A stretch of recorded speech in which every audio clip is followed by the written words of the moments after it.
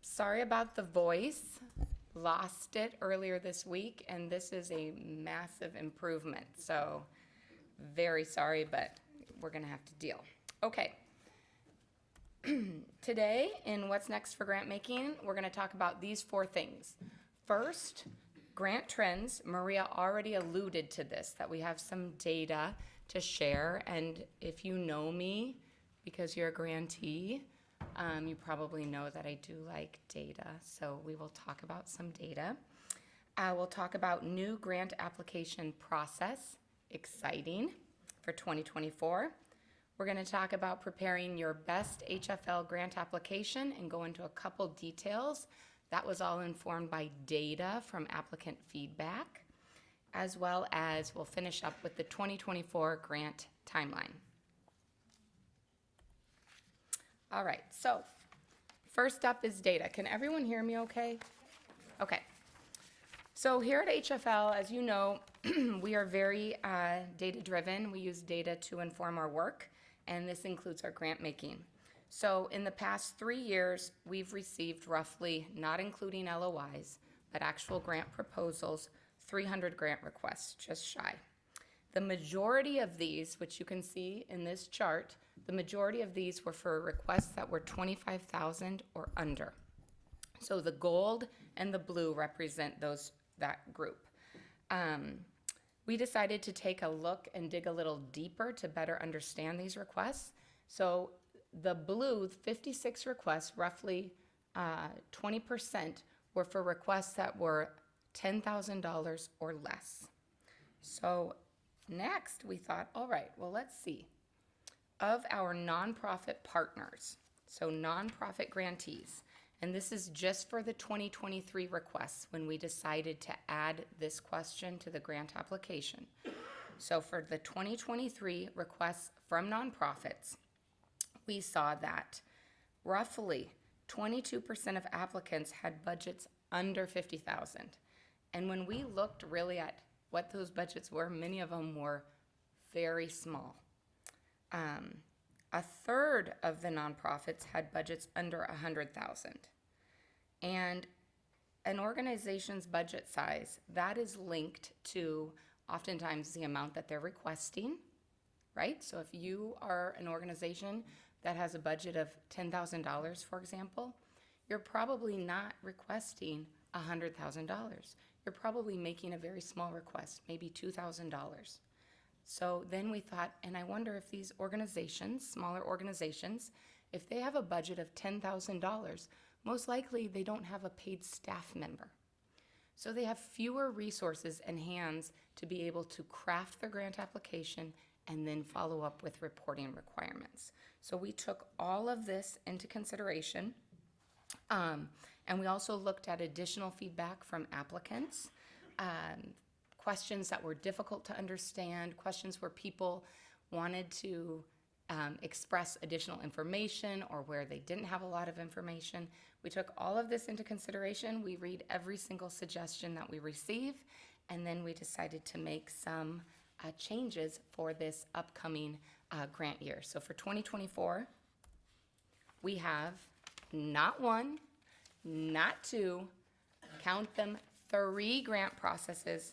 And I don't know, for those of you who have been involved with us as a partner in previous years, how many grant processes did we have? I see Musial back there with 2. We had 2, that's right. We had grants that were up to $25,000, and then we had the opportunity to apply for a grant over $25,000. So what we did was we decided that we would like to better align the level of effort and time to what the grant request and grant award is going to look like, so that also reporting requirements align. So in order to demonstrate this, we have created this little graphic that shows, this is a scale that shows the requirements, the complexity, and what the time and effort. Of course, we learn every single grant cycle when we receive applications, and in the feedback, we learn from all of you, and then every single cycle we are working to make improvements to our process. So this is our take for now to see. So as you go up, complexity, reporting requirements, the time and effort you can expect to spend on the application will increase. So grants over 25,000 are going to require the most time and effort. Then you're going to have grants in that middle range there, and then grants that are up to 10,000 are going to have the fewest questions. It's the simplest application form. So here's another way. Maria, as a teacher, former teacher, she always talks about different ways of people understanding information. So you're hearing it, you saw one chart. Here's another way to look at things. So here we have the 3 grant processes for 2024 outlined for you. The grants up to $10,000. So if you're requesting $10,000 or less, this is you. It's the simplest and shortest form. It does not require the use of RBA. Who knows what RBA is? Maggie? Results-based accountability. Results-based accountability. Mary was waving back there. Results-based accountability. So we use this framework to help us monitor, measure, and evaluate our work. And you saw part of Maria's presentation looking at all those indicators. As each one of our grantees contributes impact into those indicators, we use RBA to be able to communicate that. So we count on you to use it too. But for smaller requests, you will not be required to use RBA to explain the results that you expect to see or the results that you actually accomplish. So these are, I'm sure most of you are familiar, but we have our little icons for our strategic priorities. Healthy children, healthy living, healthy minds, and healthy LaPorte. So in each bucket here, you can see that for grants up to 10,000, you can apply for those for each of those areas. Same for grants of 10,001 to 25,000. This didn't change, right? Healthy LaPorte, we award grants, Healthy LaPorte, for grants of 25,000 and less. So in the grants of just over 10,000 to 25,000, that you will still be using RBA to express your results, your performance measures. Same for grants over 25,000. You'll use RBA. Similarly to past years, Healthy LaPorte is only for requests of 25,000 and under. And grants over 25,000 has something, a very special part of the process. Who knows what that defining factor is? Anyone? Yes, Katie. That's right. We have a letter of intent, letter of inquiry. It's also known as the first step. So if you are planning to apply for a grant that is over $25,000, you have to do a LOI or letter of intent or letter of inquiry first. It's all done through our grant portal, so you don't sit down and write an actual letter, but it's done through the portal, and that is due January 26th. So you have 2 weeks to get that in, and it's a very summarized description of what you plan to apply for. All right, we're on to point number 2 of what's next for grant making. This is preparing your very best HFL grant application. So I've outlined here 6 things to look for. Number 1, selecting the correct application process. So knowing what's the best fit for your project or program, what's the best fit for your organization, and then actually selecting it, because sometimes it's confusing. Now there's not just 2 applications to choose on our grant portal, but there's 3. So we want to make sure you find the right one. Preview and plan your application. Many of you, I'm sure, are aware of the features of how to do this, but we're quickly going to show you in the grant portal how you can preview the application before you start it and how you can start planning. Maximize 10, 20, 30. I'm sure not that long ago, you remember me up here talking about 10, 20, 30 if you were involved in our last symposium, if you came to the workshop. 10, 20, 30 is a treasure chest of information. And like Deb says, it's a rabbit hole you can go down, but it is a great one. So we're going to look at 3 ways that you can maximize 10, 20, 30 to craft your best HFL grant application. Your budget. This is one of the areas that in applicant feedback, it came up, it was a top one, help with the budget. We're going to talk about providing your feedback to us so we can continue to improve our processes here. And then, as always, contact us with questions. Feel free, if you have a question, you can raise your hand. We have time for questions later, but sometimes it's just easier as we're rolling to roll with the questions. So don't hesitate. All right. Preparing your best application. There's two little, for my coworkers here, they know I love the to-do list. And I will even put something on there that I've just accomplished or I'm going to accomplish in the next 5 minutes so I can have that satisfaction of checking it off. So we can all enjoy this satisfaction of checking it off. In your folders, there are some of these little check things for the budget portion, so feel free to elaborate on this. All right, selecting the correct application process, looking for that, apply, and then preview and question buttons. So we're going to exit this presentation to actually go to the grant portal. This is our sandbox site, which is why you see this beautiful watermark here. It is set up the same way as our live site. So I am logged in as an applicant here, and when I log in, I get straight to my dashboard. To find the grant opportunities and apply for a grant, using any of the 3 grant applications, you simply go, first off, does everyone know how to get to the grant portal? Is there anyone that's lost right now and needs to know how? Okay, to get to the grant portal, it's your favorite website and mine, HFL Porte. I heard you, Jeremy. You come here. This is our website, okay? And then you're going to look for a keyword. That keyword is grants. So you click on grants. Just click. Doesn't matter which page you go to, because this little blue pencil icon, that is how you get to it. Okay? You just click there, and then you're going to log in. You can create an account. You can contact us, and we can help you with creating an account if you need that. All right, back to our dashboard. So I've logged in. Here I am. Okay, to get to the apply page, you click apply. Then it has a little summary. My first pro tip, and by pro, I took this. Here's my cheesy moment of the day. That's from your program officer with the pro tip. So you can think that. And then if you aren't understanding a pro tip or you need more help, you contact us, and I'm probably the person who's going to help you, the program officer. So pro tip number 1 is read the instructions, because literally we here at the foundation have crafted these to help you. So here's the instructions up here. For more information, they're linked to the right page on our website to direct you directly to the information.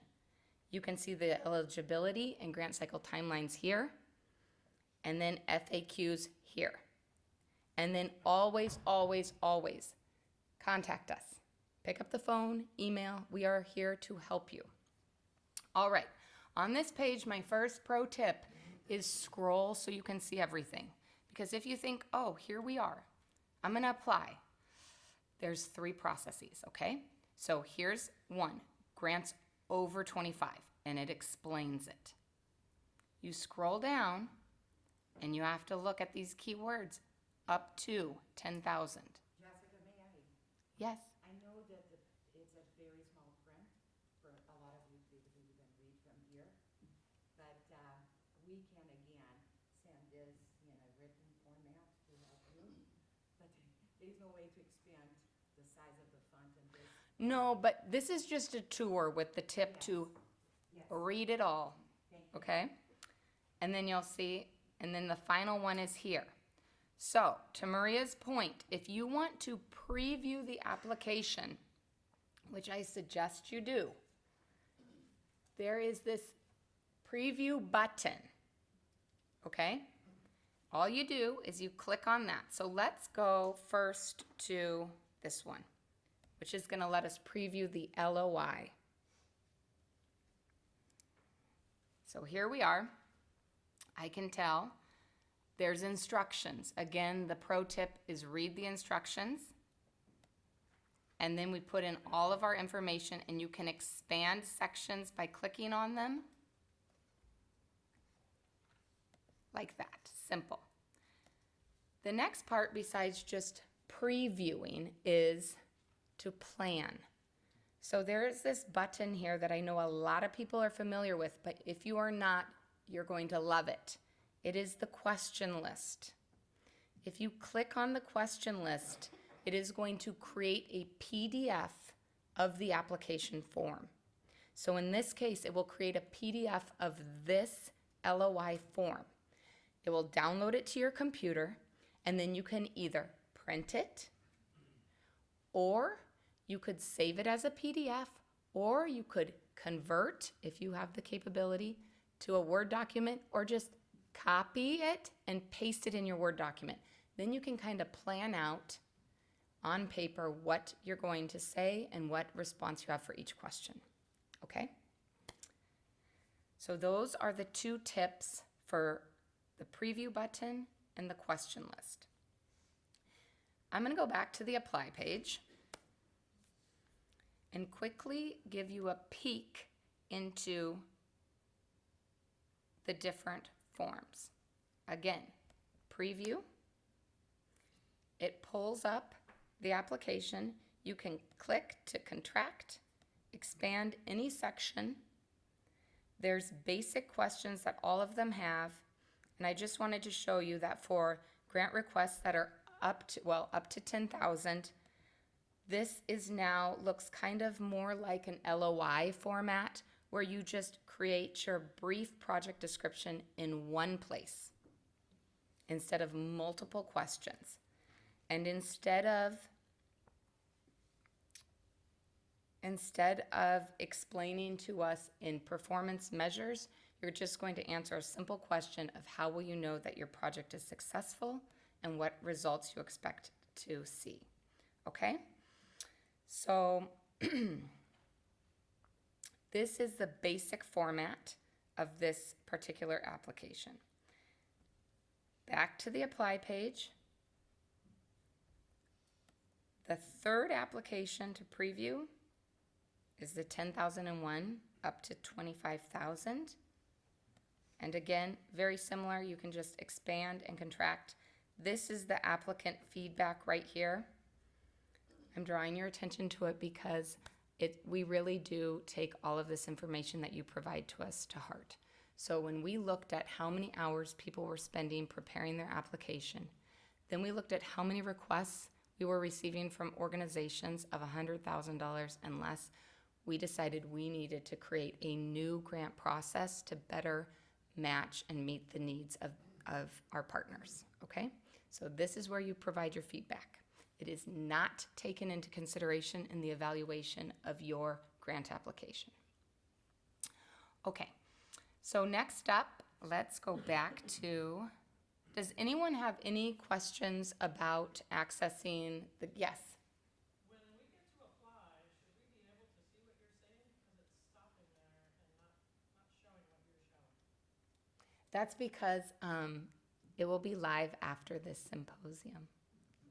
We're in my sandbox right now where everything was created, and then the applications will go live once you've all gone on your way and are excited about your road to a healthier community and what you're going to be applying for. Okay. Any other questions? All right. Excuse me. The RBA Yes. last cycle or last year, that was required on those smaller grants, correct? Yes. Is that So what I'm thinking of the same thing? yes, RBA is something that we use really as, it can be used as a strategic planning tool. It's used to help us track and then measure what we're doing as a community and as a foundation. And it was required for both grants up to 25,000, which we've now broken into two processes, and then for grants that are over 25,000.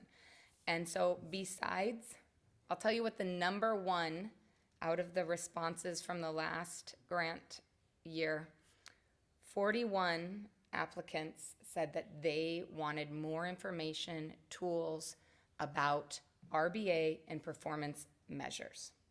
Because it's a struggle. A lot of the questions that we get here at the foundation during the grant application process, or when we go back to you with questions, it has to do with performance measures.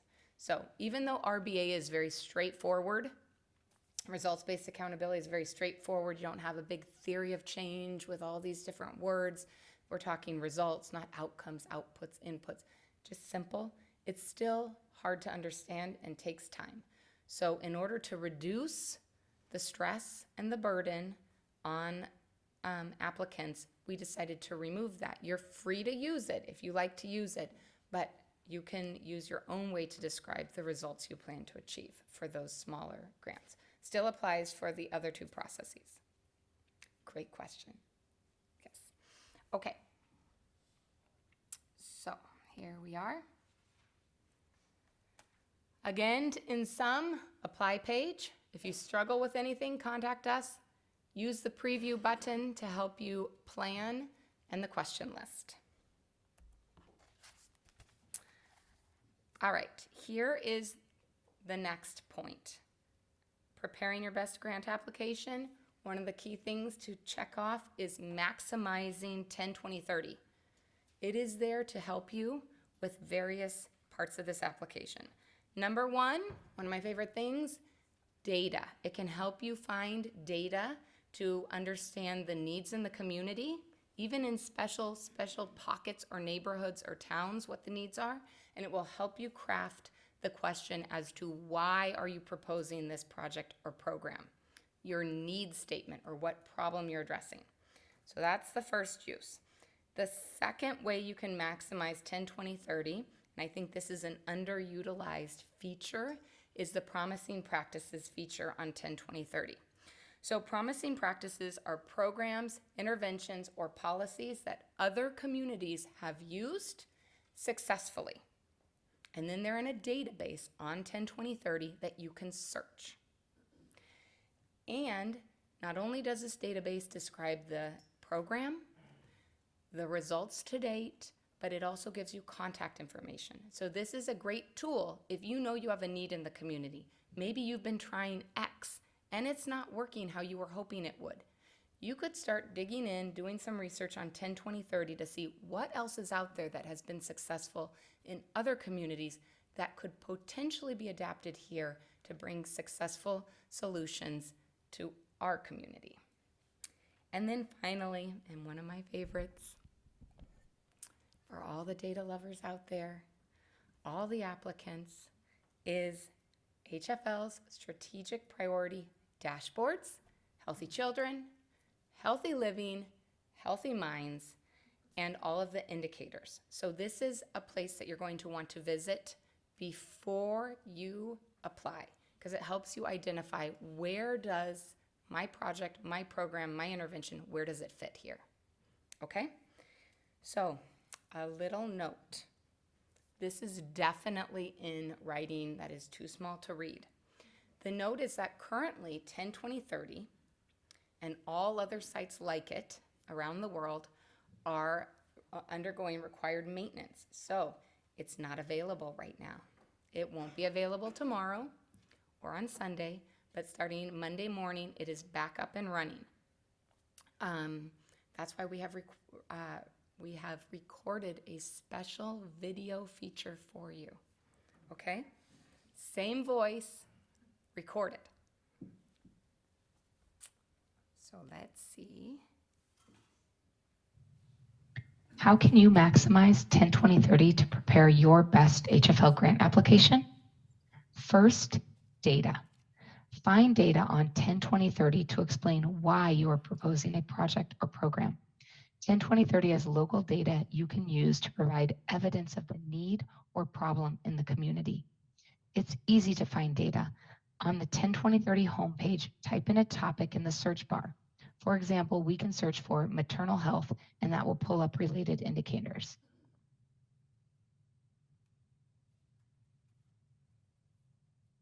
Click on an indicator to learn more.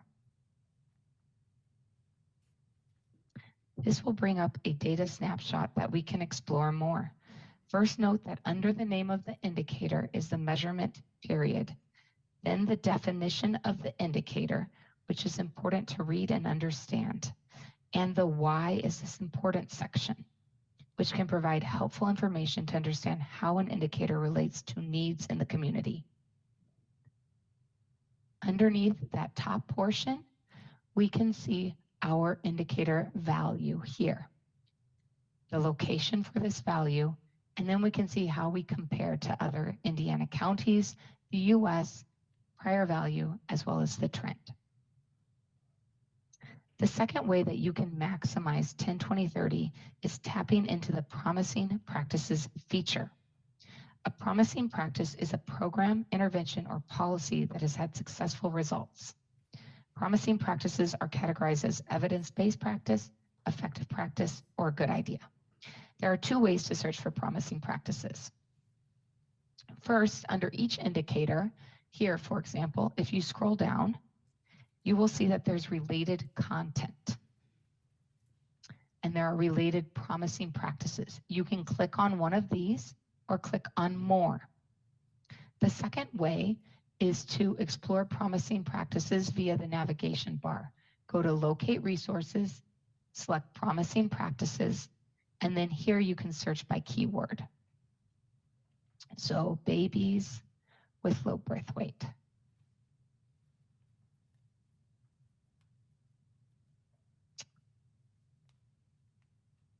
And then it will bring up a list of promising practices and you can select one. Let's select Healthy Start. Up here is the program name, the category of the type of practice. There's a description, and here's contact information in case you'd like to learn more.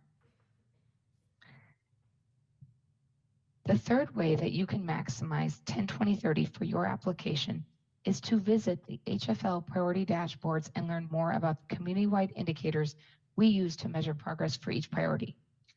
This will help you select the strategic priority and 1 to 3 indicators that your proposed project or program will contribute impact to for your grant application. It is important you review the indicator definitions and the why is this important section prior to selecting them on your grant application. This will ensure a good fit. So in order to access these dashboards, on the navigation bar under HFL priorities, the HFL priority tracker presents all of the indicators for the 3 strategic priorities, and then we have a dashboard for each one. Simply click Healthy Children. It will bring up that dashboard, and then if you click on an indicator, it will take you so you can learn more. So here we are, and as I mentioned before, it is very important to read and understand this definition as well as the why is it important. All right, as always, if you have any questions about how to maximize 10-20-30 for preparing your best grant application, please contact us.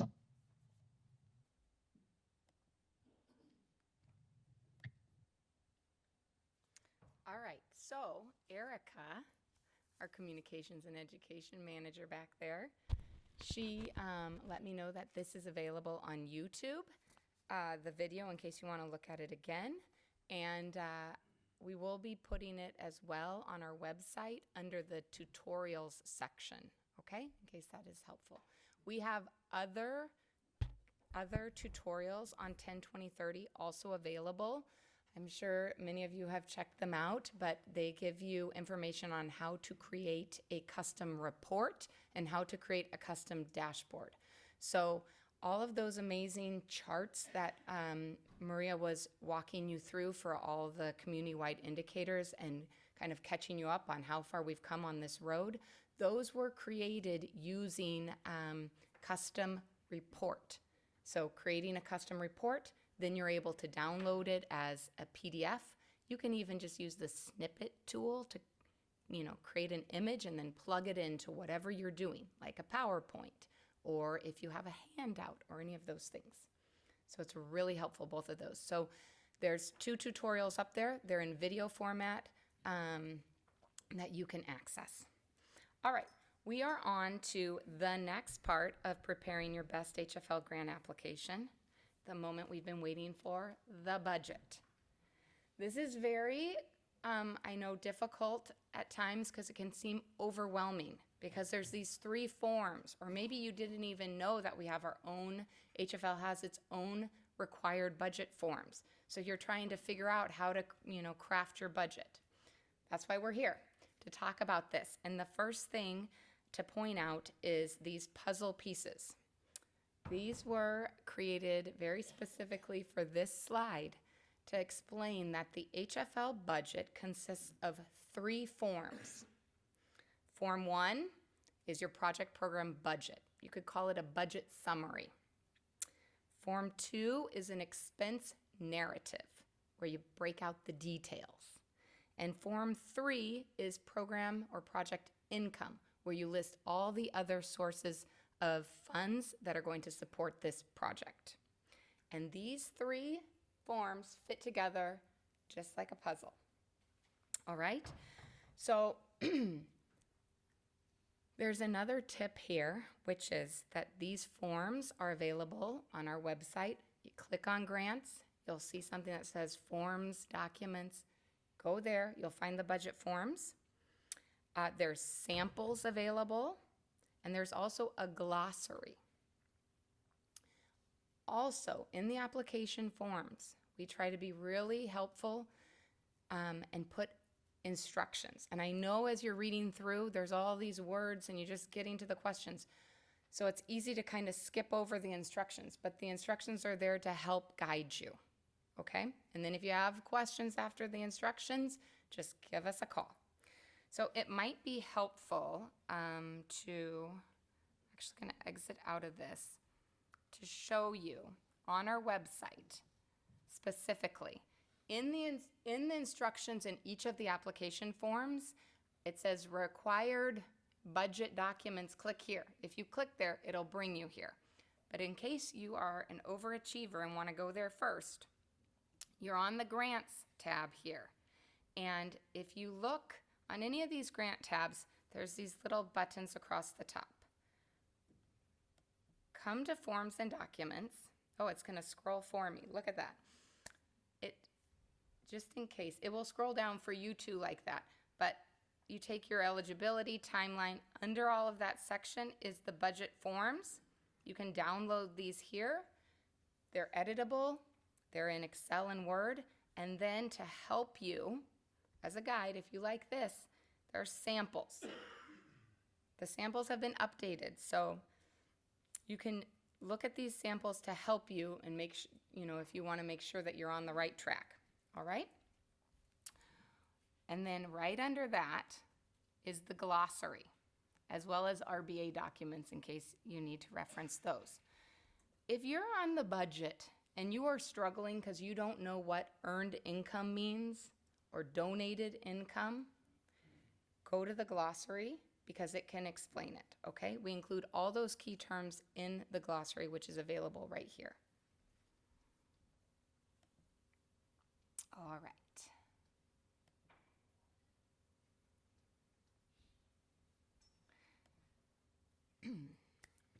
So, overall tips for the budget.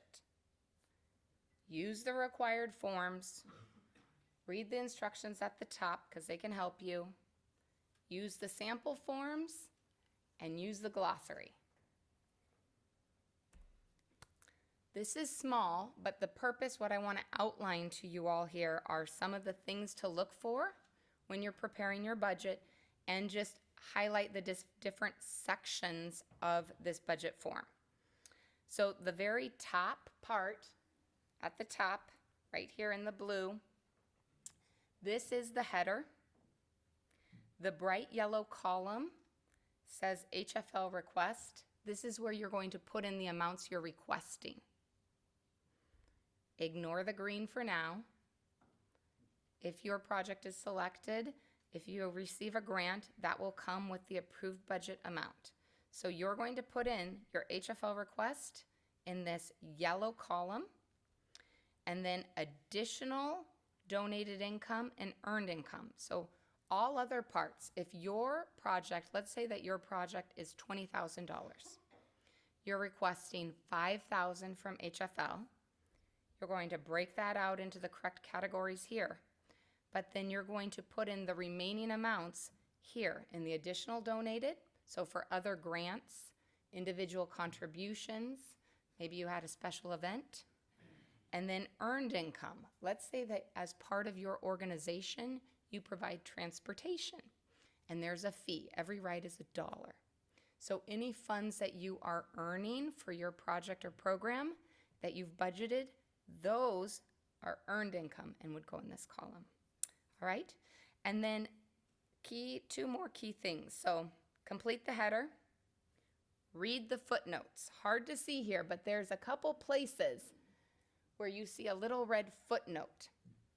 The footnote has very important information. So excluded expenses, employee benefits and taxes, what's allowable, and what's allowable for indirect costs. So that information is below the budget, all on that same form. The beige color, this is one of my least favorite colors we have here, that's for reporting. So anything from beige on, you ignore that at the application period. This little verify numbers part, double check that, okay? So header, read the footnote, check the column verify numbers. If it doesn't say okay, you've got an error. Maybe the amount of employee benefits and taxes you requested is over the allowable amount. That's going to give you a clue. And then before you submit, double check your total amounts requested in your header, which is at the top there, that it actually matches what you put in your application form. What the total is here under total at the bottom, that it matches all your other forms because they complete a puzzle. So if one form says the total project budget is $20,000, another says $21,000, it's going to start generating questions. Okay, so make sure all your budget documents align. And then finally, complete the information for the contact person so we know the best person to contact, okay? The expense narrative. Again, these pro tips are printed for you. The instructions at the top explain what you're supposed to do here. It also says, if you read that, you may select the same expense category for multiple lines if applicable. What this means, we'll show you an example in a minute, but what this means is, let's say that you have in your salaries for your $5,000, you've included two different positions there. So instead of, for a total of, let's say, $2,000, instead of just saying salaries for director and assistant, $2,000, you can break it out onto its own row and have a salary here and the brief description, salary for director, and salary here, salary for assistant. This is the detailed part of your budget, and so you get into the details, and the clearer, the better. All right, so complete the header. Again, use multiple rows to detail the expenses. Let's say another example would be you have equipment. You're buying a couple laptops. You're also going to be buying some stationary bicycles. Separate lines for the laptops and the bicycles will make it clear. And then make sure that all of your amounts match, okay? If this itemized expenses, what each one costs, doesn't total up to that category on Form 1, go back and double check and make an adjustment. This is a sample, and I put this here. This is the sample that's available on our website, but it illustrates the level of detail that's really helpful. So you list out the category for the expense, which matches Form 1. You list out what that expense is, a brief description, and then the how will funds be used. Use this place to provide that detail. And even the calculation, like how did we get there? Well, let's say that you have on this one, for example, it explains that we have costs, for example, of informational materials and new website design. break it out so we know how much are the informational materials, how much are the website design. If HFL is going to be supporting a certain percentage of a staff member's salary, tell us it's 20% of this salary. It makes it easier to understand your budget. And the final budget form, Form 3, is program income. So this is where you're going to list all sources of support for the project program that are not what you're requesting from HFL, okay? So list all of them, and the instructions explain that you're going to indicate whether it's donated or earned. Refer to the glossary or contact us with questions. And that you're going to want to double check again. These double checks, make sure that all of these amounts that you've listed in your header here for the total amount of your request to HFL, that matches your other two budget forms. It matches what you put in your application. That the total amount of additional support here, that's going to match. Let's say that all of your additional information is additional donated income. You're going to bring in, you've got two other grants, one grant at $10,000, one grant at $5,000. You're requesting $5,000 from HFL, so you've got $15,000. Make sure that number, $15,000, it's going to match here on your budget form, right? Additional donated, $15,000, okay? That's what we mean by the puzzle.